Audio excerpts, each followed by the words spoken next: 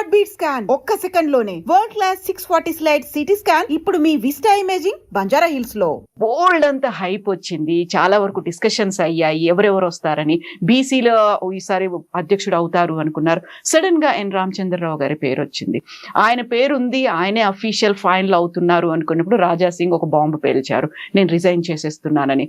Correct గా ఆయన బాధ్యతలు తీసుకుంటున్న రోజే ఇంకొక ఎంపీ ధర్మపురి అరవింద్ నాకు పర్సనల్ పనులు ఉన్నాయి నేను రావట్లేదు అని చెప్పారు.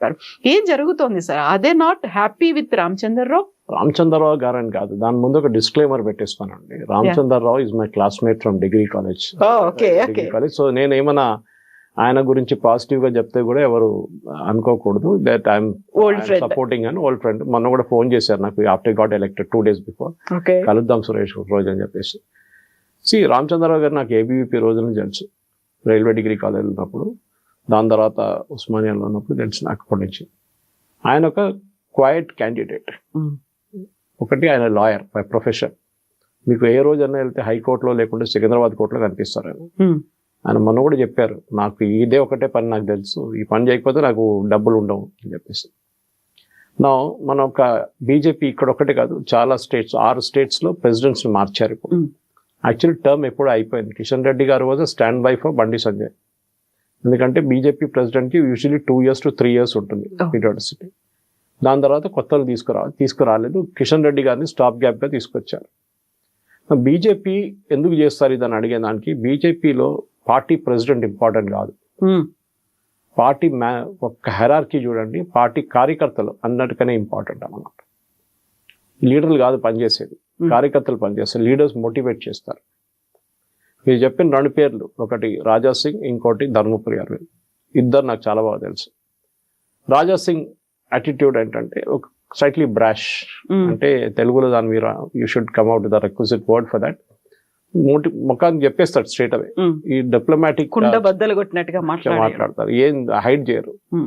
దాంతో ఏమైపోతుందంటే ఒక పార్టీని క్యారీ చేసుకొని తీసుకెళ్లాలంటే మీకు అన్ని షేడ్స్ ఆఫ్ ఒపీనియన్ ఉంటుంది పార్టీలో. ఇప్పుడు మీరు బీసీ కులం గురించి చెప్పారు. నా ఇక్కడ కులం కాదు ఇంపార్టెంట్. అట్లా అంటే రేవంత్ రెడ్డి ముఖ్యమంత్రిగా ఎందుకున్నారు? కాంగ్రెస్ వాళ్ళు కూడా బీసీ లీడర్ పెట్టాలి కదా, చేయలేదు వాళ్ళు. మినిస్టర్స్లో రేవంత్ రెడ్డి క్యాబినెట్లో ఎంతమంది ఓబీసీస్ ఉన్నారు, ఎంతమంది ఎస్సీలు ఉన్నారు, ఎంతమంది ఎస్టీలు ఉన్నారు? సో అది లేరు, ఆ ప్రపోర్షన్ అసలు లేరు అనమాట. ఇప్పుడు చేసిన సర్వే ప్రకారం చేస్తే దాంట్లో 2 రెడ్డి మంత్రులు ఉండాలి, కానీ ఎంతమంది ఉన్నారో మనకు తెలుసు, ముఖ్యమంత్రితో సహా. బీజేపీ వైపు చూస్తే బీజేపీ పోయిన ఎలక్షన్లో, దట్ ఈస్ లోక్సభ, దానికన్నా ముందు జరిగిన అసెంబ్లీ ఎలక్షన్లో 8 seats గెలిచారు. బీజేపీ ఓటింగ్ పర్సెంటేజ్ డబుల్ అయింది, 19 నుంచి 35 అయింది లోక్సభకి. ఐ థింక్ ఈవెన్ అసెంబ్లీలో 23% దాకా వచ్చింది ఓట్ పర్సెంటేజ్. వాళ్ళ స్ట్రెంగ్త్ అర్బన్ అగ్లామరేషన్స్ ఉంటుంది యూజువల్లీ. అది కాకుండా మహారాష్ట్ర వైపు ఉన్న కాన్స్టిట్యున్సీలు బీజేపీ కొంచెం స్ట్రాంగ్ ఉన్నారు. అది ఆదిలాబాద్ ఉండొచ్చు, నిజామాబాద్ ఉండొచ్చు. తర్వాత బండి సంజయ్ ఓన్ కాన్స్టిట్యున్సీ అని కరీంనగర్, అది మహారాష్ట్రతో సంబంధం లేదు, కానీ ఆయన పర్సనల్ అపీల్ ఉంది అక్కడ. ఆయనకి ఎన్నో సంవత్సరాల నుంచి కార్పొరేటర్గా ఉన్నారు, సింపతి ఉండే ఆయనతో, అరే ఈయన ఎప్పుడైనా కల్పించాలని చెప్పేసి. దాని తర్వాత మీరు చూస్తే కిషన్ రెడ్డి సికింద్రాబాద్ ఎప్పటి నుంచో బీజేపీ స్ట్రాంగ్ హోల్డ్ ఉండే. బండారు దత్తాత్రేయ గారు కలిసారు అక్కడి నుంచి. దాని ముందు కాంగ్రెస్ వైపు నుంచి మానేమ్మ అంజయ్ గారు సతీమణి ఆమె కలిసింది అక్కడి నుంచి. చాలా బీజేపీ పట్టు అక్కడ ఉంది కాన్స్టిట్యున్సీ.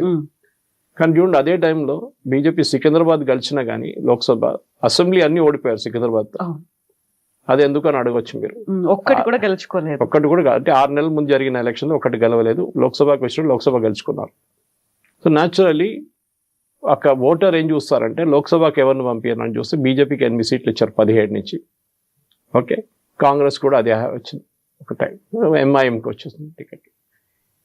ఈ డివిజన్ ఆఫ్ ఓట్స్లో చూస్తే మీరు మేనేజ్మెంట్ ఆఫ్ పార్టీ క్యాటర్ చాలా ఇంపార్టెంట్. మీద రాజస్థాన్ ముఖ్యమంత్రి పేరు అడుగుతాను, మీకు తెలుసండి? రాజస్థాన్ బీజేపీ చీఫ్ పేరు అడుగుతాను, మీకు తెలుసండి? ఎందుకంటే మీకు తమిళనాడు బీజేపీ చీఫ్ పేరు అడుగుతాను. అన్నామలై తర్వాత వచ్చిన అన్నామలై గుర్తుంటుంది మీకు. ఎగ్జాక్ట్లీ అన్నామలైని ఎందుకు తీసుకొచ్చారు? ఈ వాజ్ నోబడి. ఒక ఐపీఎస్ ఆఫీసర్ కొన్ని ఉడిపిలో ఉన్న ఐపీఎస్ ఆఫీసర్, ఆయన వాలంటరీ తీసుకొని పార్టీలో వచ్చారు. అన్నామలై ఏం చేశారు? ఫస్ట్ నేను పెద్ద లీడర్ ఎవరిని పట్టించుకోను, దానికోసం ఆయన ఇప్పుడు పక్కన పెట్టారు వీళ్ళు బీజేపీ వాళ్ళు. నేను కాడర్ బిల్డప్ చేస్తా అన్నారు. తమిళనాడులో బూత్ వైజ్ కాడర్ బిల్డప్ చేశారు, first leader to do so. Telangana కూడా నేర్చుకోవాలి ఆయన దగ్గర. రామచంద్ర గారు నేను కలిసినప్పుడు అదే చెప్తాను, ఫస్ట్ మీరు ఇక్కడ ఉన్నారు లక్కీలీ తెలంగాణలో బీజేపీకి ఒక 80% దాకా కాన్స్టిట్యున్సీలో బూత్ లెవెల్ వర్కర్స్ ఉన్నారు, బూత్లో కూర్చుంటారు, ఓటింగ్ రోజు ఆ బూత్లో ఉంటారు వాళ్ళు. అది అన్ని పార్టీకి కావాలని లేదు, ఎందుకంటే కాంగ్రెస్ లాంటి పార్టీ కానివ్వండి, మిగతా పార్టీలు ఎవరైనా బీఆర్ఎస్ లాంటి పార్టీలో వాళ్ళకు బిర్యానీ మందు డబ్బులు ఇస్తేనే వాళ్ళు బూత్లో కూర్చుంటారు.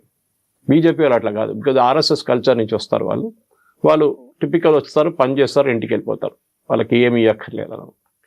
కానీ ఆ బిల్డప్ చేయాలంటే తెలంగాణలో, ఎందుకంటే ఇప్పుడు లోక్సభ ఇప్పుడు ఎలక్షన్ ఏం లేదు, అసెంబ్లీ కూడా లేదు, లోకల్ బాడీ ఎలక్షన్స్ రాబోతుంది.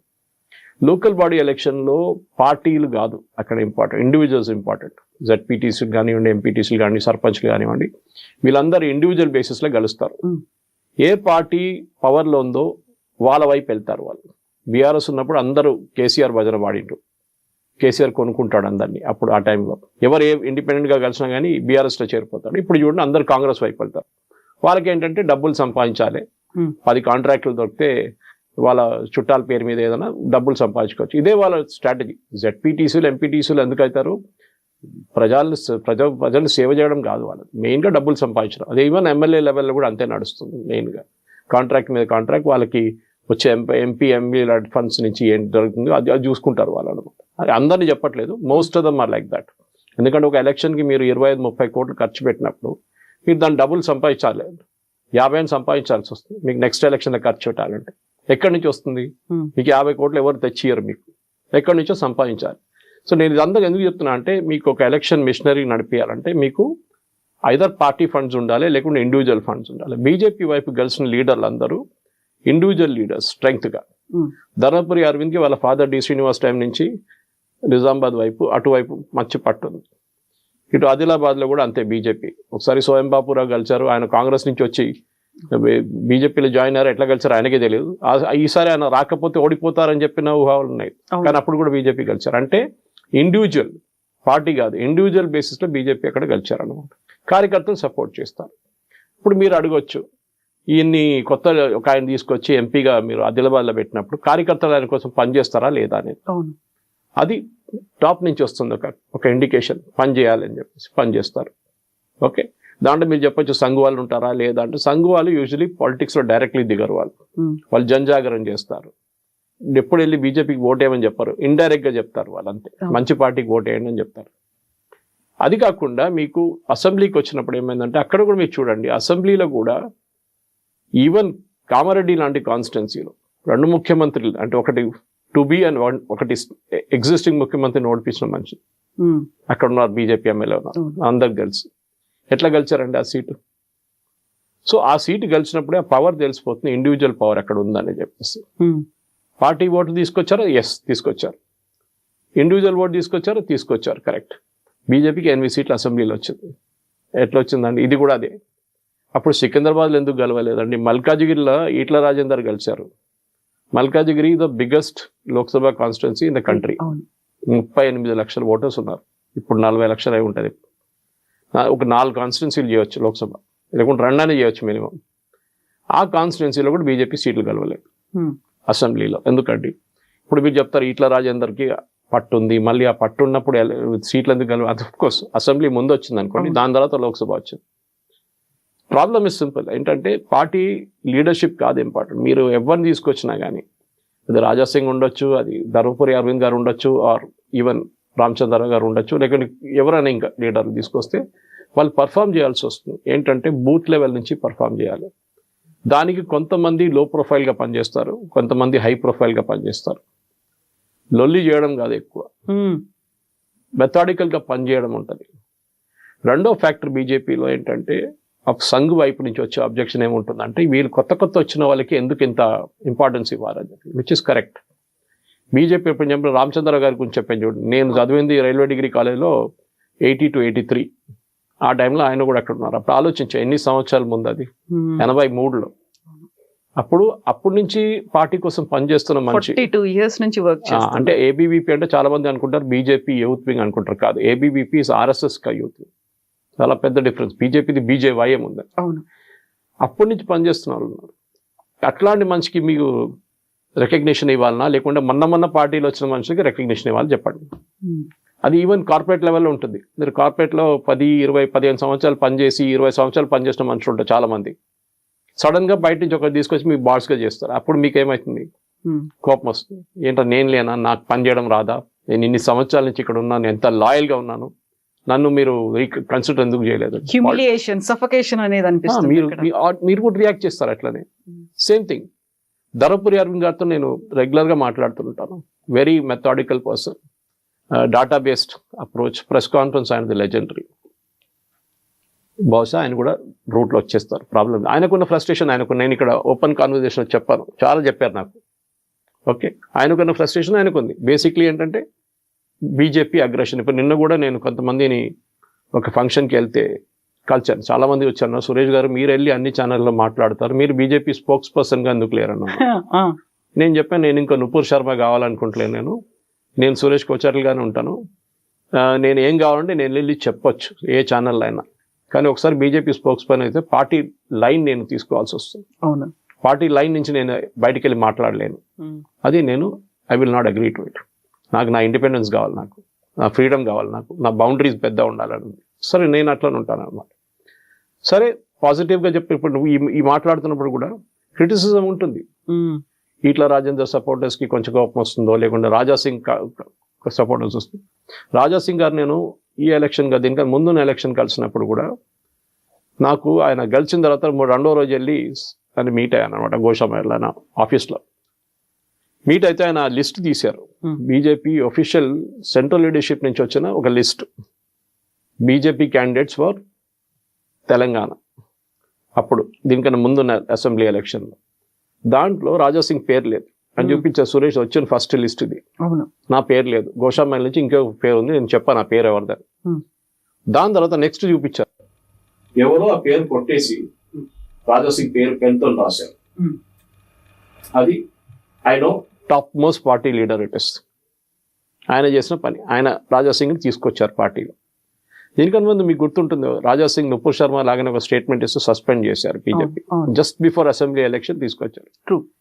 రాజాసింగ్ అడ్వాంటేజ్ ఏంటంటే ఆయన కాన్స్టిట్యున్సీలో గోషామహల్, ఎందుకంటే దీనికన్నా ముందు బేగం బజార్గా ఉండేది, కొంచెం మళ్ళీ మారి కాంట్యూర్స్ అంతా మారింది.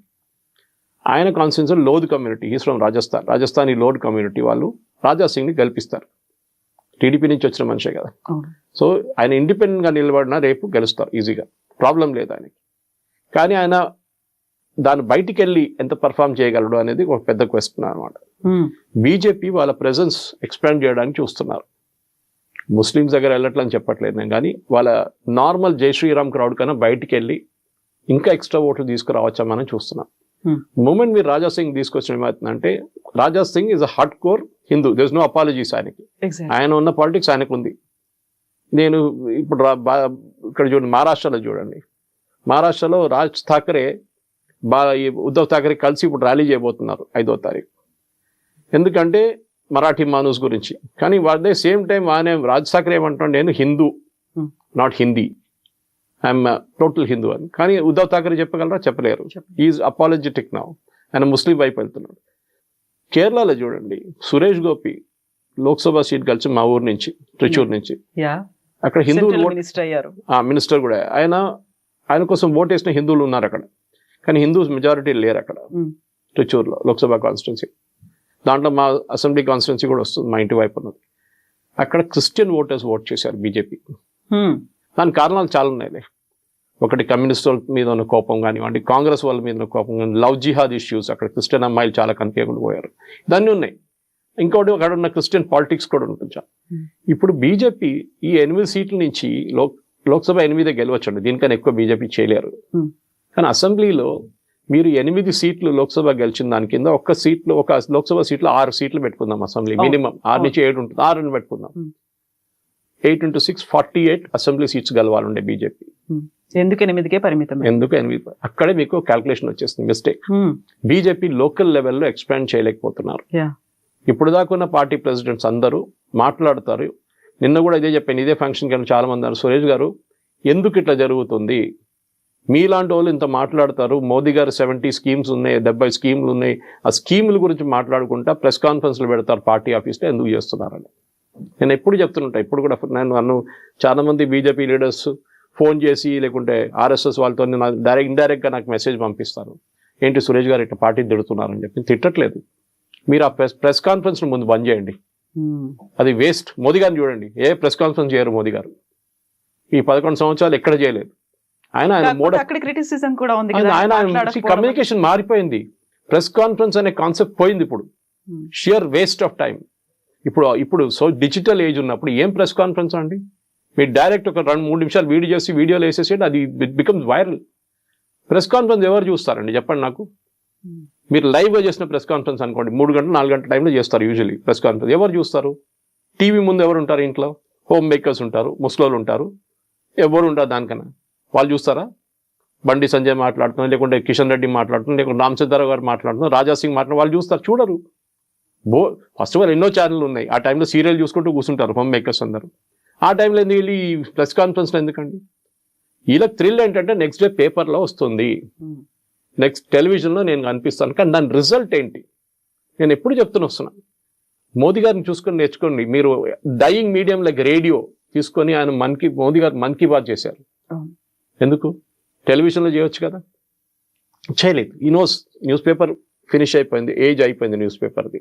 ఇప్పుడు జనరేషన్ న్యూస్ పేపర్ అసలు చదవట్లేదు. మళ్ళీ ప్రెస్ కాన్ఫరెన్స్ పెట్టి న్యూస్ పేపర్లో వచ్చిన న్యూస్ ఎవరు చదువుతున్నారండి? యంగ్స్టర్స్ చదువుతున్నారా? లేదు, వాళ్ళు పేపరే ఉంటారు. ఇప్పుడున్న జనరేషన్ పేపర్ ముట్టరు అసలు. 25-30 ఏజ్లో ఎవరు పేపర్ చదవరు.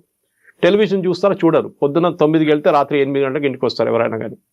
ఇప్పుడు ఎవరు టెలివిజన్ చూస్తారు? ఎవరు చూడరు. అందరూ ఇట్లా మొబైల్ ఫోన్లో వాళ్ళకి వస్తున్న న్యూస్ చూస్తుంటూ ఉంటారు వాళ్ళు. మీరు కమ్యూనికేషన్ స్ట్రాటజీ మార్చండి. So this is where even if నా రామచంద్రరావు గారిని కలిసి ఫస్ట్ ఇదే చెప్పబోతున్నాను. మోదీ గారికి ఉన్న స్కీమ్లో ఒక్క స్కీమ్ తీసుకోండి, ముద్రా లోన్ తీసుకోండి. 40 కోట్ల మందికి కంట్రీలో ముద్రా లోన్స్ వచ్చినాయి. అకౌంట్స్ 40 crore అకౌంట్స్, డబ్బులు చాలా ఖర్చు అయినాయి, అది డిస్పర్స్ అయింది అనుకోండి. దాంట్లో మినిమం తెలంగాణలో ఇక్కడున్న పాపులేషన్ కన్నా 6 కోట్లని పెట్టుకుందాం, 5 కోట్లు పెట్టుకుంటే కూడా 2.5 కోట్ల మందికి ఇక్కడ ముద్రా లోన్లు వచ్చినాయి. వాళ్ళ ఫ్యామిలీ మెంబర్ కూడా ఉంటారు కదా. ఆల్మోస్ట్ ఎవ్రీ ఓటర్, అంటే 80% ఆఫ్ ఓటర్స్ కి బెనిఫిట్ అయింది. వాళ్ళు కుట్టు మిషన్ కొనుక్కున్నారో, కిరాణా కొట్టు ఎక్స్పాండ్ చేశారో, వెల్డింగ్ షాప్ పెట్టుకున్నారో, లేత్ మిషన్ పెట్టుకున్నారో, ఏమైనా చేశారు. వాళ్ళు కెమెరాలు కొనుక్కున్నారు చాలా మంది నాకు తెలిసిన వాళ్ళు ముద్రాలో. ఎందుకంటే షూరిటీ అక్కర్లేదు, కొలాటరల్ అక్కర్లేదు మీకు. మీరు కన్వే చేయగలరా? చేయలేరు. This is where BJP Telangana has failed, miserably failed. నేను ఇప్పుడు ఎన్నోసార్లు చెప్పాను, మోదీ గారికి ఉన్న స్కీములు మీరు ఒక్క స్కీమ్ తీసుకొని మీరు పబ్లిసిటీ చేయండి, మీరు మాట్లాడకండి, ఆ బెనిఫిషరీని తీసుకొచ్చి కెమెరా ముందు కూర్చొని మాట్లాడిపించండి. They are the real brand ambassadors. వాళ్ళు చెప్తే చాలు మీకు. వాళ్ళు వాళ్ళ జీవితం గురించి మాట్లాడినప్పుడు your message gets conveyed. Leadership is not important. Modi గారు ఇప్పుడు జేపీ నడ్డా గారు ఇన్ని సంవత్సరాల నుంచి బీజేపీ చీఫ్ గా ఉన్నారు. ఈ suppose to been replaced before the election, 24 election తర్వాత. ఇప్పుడు మనం 25కి వచ్చేసాం ఆల్రెడీ, జూలైలో ఉన్నాం. మార్చారా? మార్చలేదు. ఇప్పుడు కూడా ఆయన ఎవరిని పెట్టాలి, శివరాజ్ సింగ్ చౌహాన్ పెట్టాలన్నా, నితిన్ గడ్కరీని చేయాలన్నా అని చెప్పి అక్కడ పెద్ద చర్చ నడుస్తుంది. కానీ పార్టీ నడుస్తుంది కదా. ప్రాసెస్ ఇస్ ఇంపార్టెంట్, పీపుల్ కాదు. కాకపోతే ఇక్కడ కార్యకర్తలు, మన ముందు నుంచి కూడా బీజేపీ కార్యకర్తలు బేస్డ్ గా ఉన్నటువంటి పార్టీ. కార్యకర్తలకి మనసులో ఏముంది, వాళ్ళు ఎవరు కావాలనుకుంటున్నారు అది ఆలోచించలేదు. At the same time double engine సర్కార్ అనేది చెప్తున్నారు. కార్యకర్తలు మనకి ఇక్కడ రాష్ట్రంలో బీజేపీని తీసుకురావాలనుకుంటున్నారు తప్ప ఇక్కడ ఉన్నటువంటి నాయకత్వానికి ఆలోచన లేనట్టుంది అనే మాట రాజాసింగ్ అన్నారు కదా.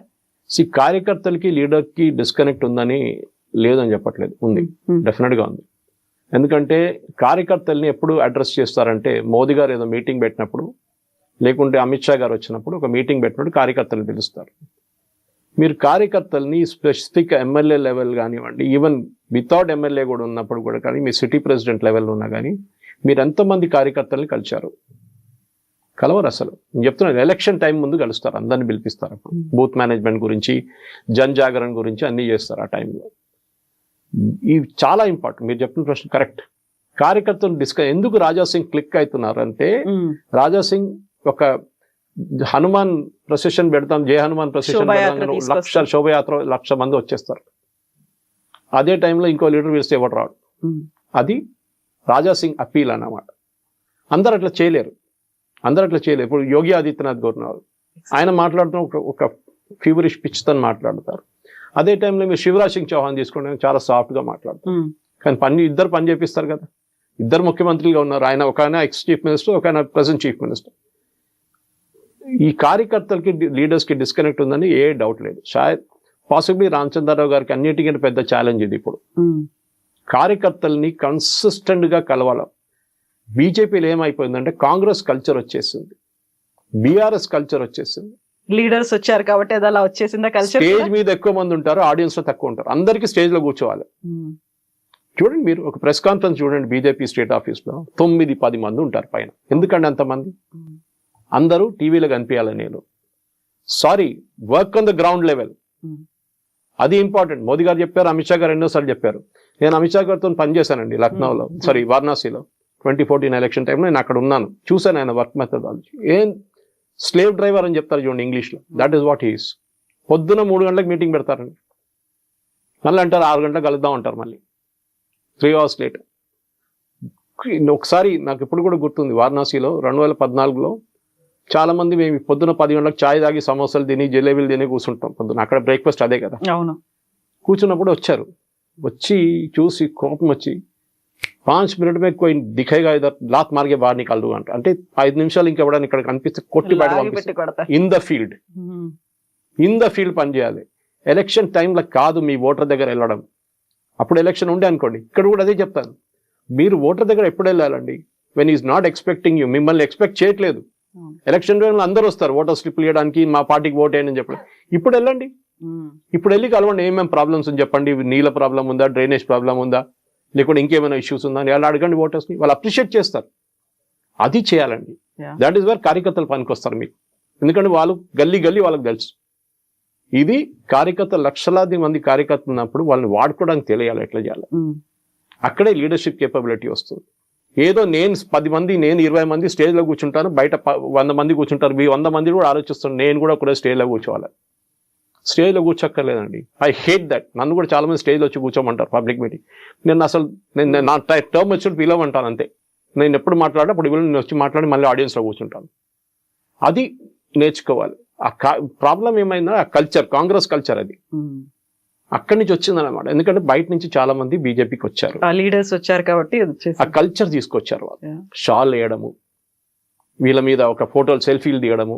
తీయొద్దని చెప్పట్లేదు, చాలా మందికి ఉంటుంది సెల్ఫీలు తీసుకోవాలని చెప్పేసి, కానీ యూఆర్ కిల్లింగ్ ద కల్చర్. మీరు చూడండి, అదే టైంలో ఆర్ఎస్ఎస్ స్వయం సేవకులు చూడండి, వాళ్ళు ఎప్పుడు ఇట్లాంటి పబ్లిసిటీ చేయరు. మీరు ఏదైనా ఆర్ఎస్ఎస్ మీటింగ్లో ఫోటో చూసారండి, వాళ్ళు చెప్పులు బయట పెట్టి లైన్లో పెట్టి వెళ్తాడు, అక్కడ చూడండి డిసిప్లిన్ వాళ్ళకి. ఇది ప్రాబ్లం అన్నమాట. సో కార్యకర్తల్ని మోటివేట్ చేయడానికి లీడర్షిప్ అని లేదు, అది ఎవరైనా ఉండొచ్చు లీడర్షిప్ లెవెల్లో. సో పార్టీ మిషనరీ పనిచేయాలి. And BJP party machinery is awesome, superb అన్నమాట. ఏ పార్టీకి మీరు చూడండి, ఈవెన్ రీసెంట్లీ కాంగ్రెస్ చిదంబరం గారు చెప్పారు, మీరు కాంగ్రెస్ బీజేపీతో పోటీ చేయడం మర్చిపోండి, వాళ్ళ పార్టీ మిషనరీతో మీరు అసలు కాంపీట్ చేయలేరు. They are that superb efficient. ఒక పెద్ద మిషన్ అండి బీజేపీ, వార్ మిషన్.